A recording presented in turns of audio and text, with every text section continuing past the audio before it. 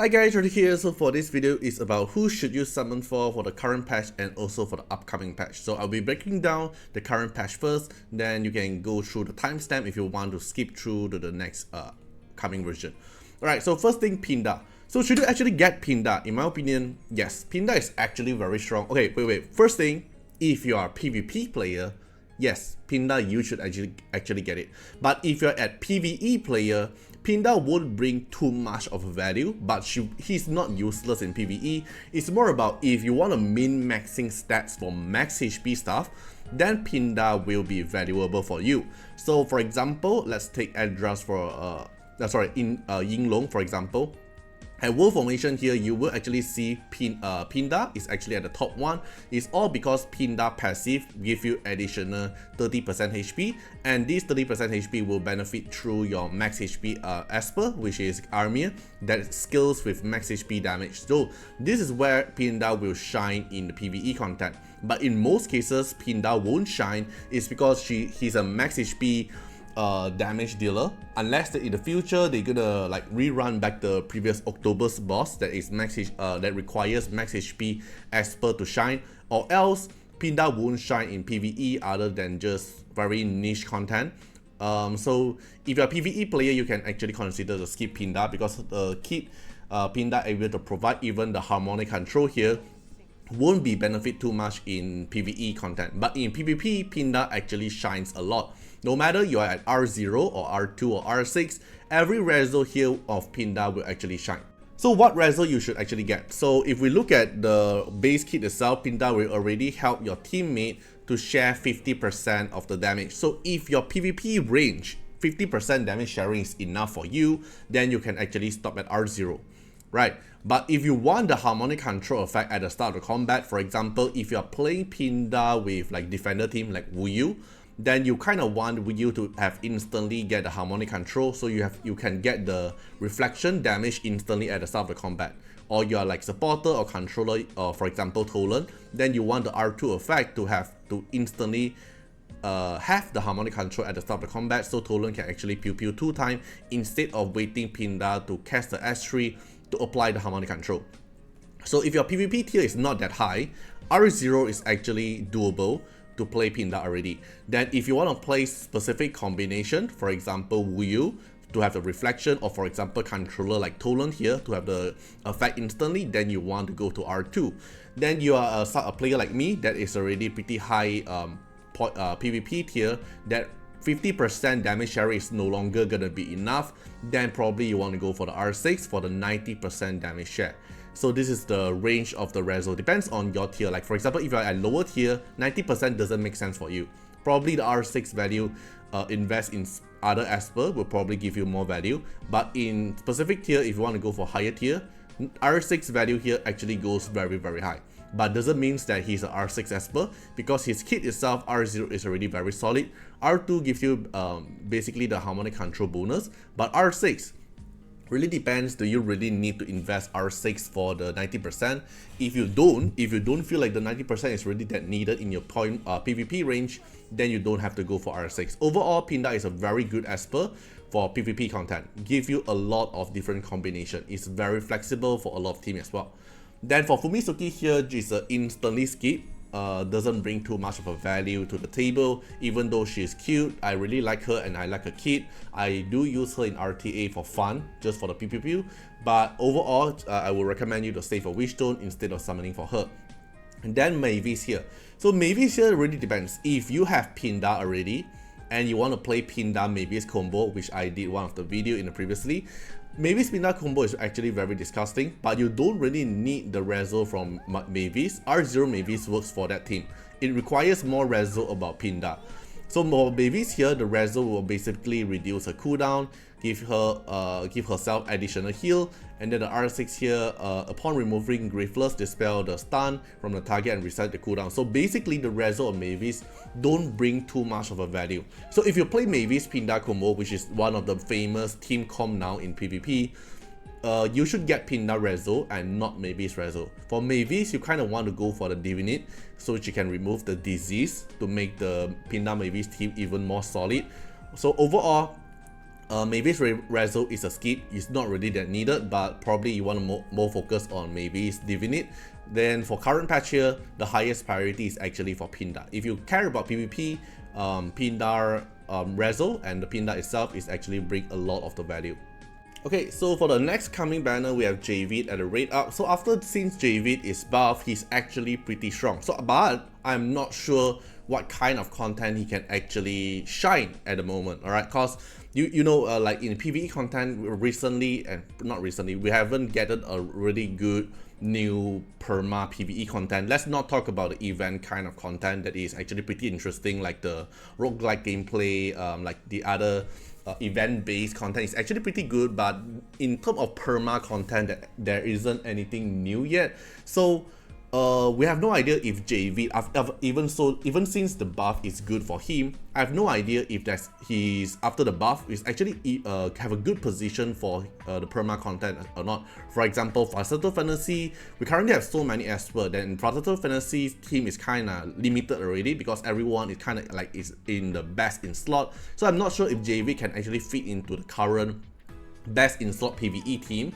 I do know that he can actually solo APAP and Yinglo without problem. So for those not endgame player, JV will kind of carry your account with the new buff, that's for sure. But in terms of endgame player that is already, everything is very stacked for their team, I'm not sure if JV can actually slot into the PvE content.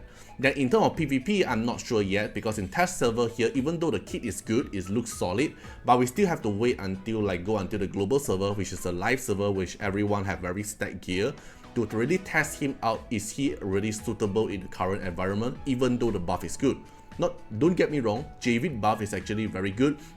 It makes his Rezo and the kit itself actually very strong. But the problem is we have no idea if the current kit, even though it's strong, can he actually shine in the current PvP content. That's what we are curious about.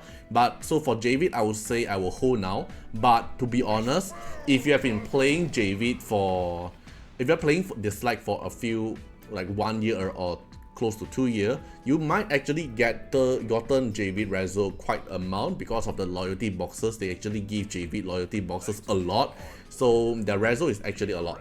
Okay, so in terms of Rezo wise, so let's say if you really like JV and what kind of Rezo you should actually aim for, to be honest, is actually the R6. What makes JV shine the most is actually the R6 Scarlet Flame, or the amount of the shield that is able to block and the extra turn. Before R6, the R4 and the R2 here is just something extra, but doesn't make JV very strong. So I would say JV is a R0 or R6 as per. R0 is the base kit where you can actually play JV very well for Memory Reef. If you can't clear Memory Reef yet, JV will actually carry you. But in terms of other content, like if you really want JV to shine, to help you solo the team and do massive damage, JV actually needs the R6 effect. So if you can't go for R6, probably you don't really want to chase for the Rezo. Then for Lapis here, if you are an endgame player that actually care about PvE and you care about looking big PP damage, then you want Lapis. You want Lapis to get all into Lapis Rezo, because Lapis is the more Rezo, the better she is. R6 here give even better synergize with Unas. R4 here, when ability cooldown, extra speed means extra DPS for her.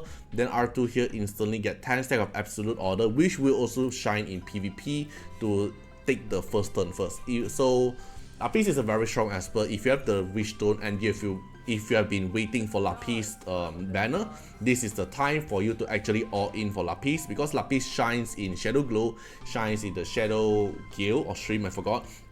Also shines in Facetal Fantasy. In PvP, she has some niche usage to actually outspeed the enemy with the absolute stack to do massive amount of damage. So Lapis is a very meta esper in my opinion. If you have the Rezo all into Lapis, it won't go wrong. As long as you have Unas, alright?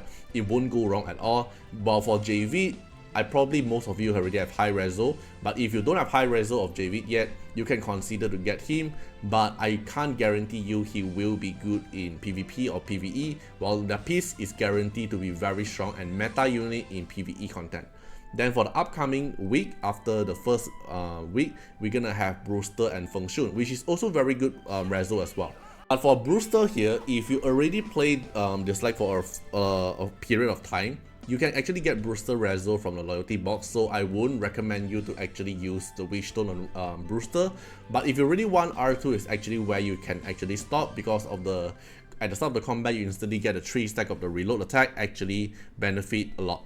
But basically, don't spend Wishstone on Brewster because you can actually get Brewster's Rezo through the loyalty box. While Feng Shun here, if you have a player that just joined on Dislyte not long, this is actually your best chance to get Feng Shun Rezo, because for Feng Shun, he's a very meta unit. Ever since Feng Shun released until now, he have never been out of the meta. He's always in the meta, one of the best buffer, best AP pusher, and also the best sub DPS. Even though he's a supporter, he actually does more DPS than some of the fighter out there. Then for the Rezo wise, you kind of want to aim for the R2, and after the R2 you can actually stop already, because R2 here is all she need to actually carry your account. But if you are a player who want to min-maxing every single stats you can get, then probably you want to get until R5 for the additional stats, and then for the extra damage he able to do at R4. R6 here doesn't matter, it's just additional shield, but it doesn't matter for your team. Then for the last week, we're gonna have Intisa and also Lu Shang. So Intisa here, just directly a skip in my opinion. You can get her from loyalty box, and the Rezo here is good. It's good for her, but she doesn't shine in any single not any single content, but most of the content she can't really shine now. So I will recommend you to save your Wishstone on her. Then the last one will be Lu Shang. So Lu Shang here, don't get his Rezo unless you care about PvP. So in R0 is all you need for Lu Shang to be good and one of the meta you need. But the moment you get R0 Lu Shang, you don't really need his Rezo unless you want him to shine in PvP. Then you can go for R2. At the start of the combat, instantly provides 3 stack of safeguard for your team. It gives you a very strong protection for your team. But if you don't care about PvP, you don't really need the R2, because this R2 here doesn't have any usage for PvE. Then the other Rezo here doesn't matter too much. Even in PvP it doesn't matter too much. Probably R4 to give your Lu Shang a little bit more tankier, but overall the Rezo doesn't matter. R2 matters for PvP, but basically that's it. It's not really that high priority for Lu Shang. So overall for the upcoming patch, I would say the highest priority is actually Lapis. Then if you already have R6 Lapis, probably can consider like Feng Shun R2 or probably JV Rezo, but you can also skip JV Rezo, to be honest. Like, just slowly play the game, get the JV Rezo from the loyalty chest. Alright, so hope you guys enjoyed the video. Hope this video actually helped you guys out to have a better decision for your Wishstone spending. Okay, see you guys in the next one. Bye bye. Special thanks for the direct support on the YouTube membership. So for the benefactor of Artiar, which is Sky Elk, Trekcan, thank you so much for your support. And for the supporter or patron of Artiar, which is Louis Schneider, Agni, Wang Tamer, Ziggy, Kamaruki, Sunwaltz, Rimu, Choni, Antonio Winterspoon, Rocco Stenzions, thank you so much for your support. And also special thanks to the Super Tanks MVP, HMZ Rings, thank you so much for your support. Special thanks for the direct support on the live stream super chat for the latest tag. Thank you so much for Code Wilderness, Calamity, Agni, Love Fatima, Fatima Little Underwear, Bloods, Riku Fred, Choni. Thank you so much for your support.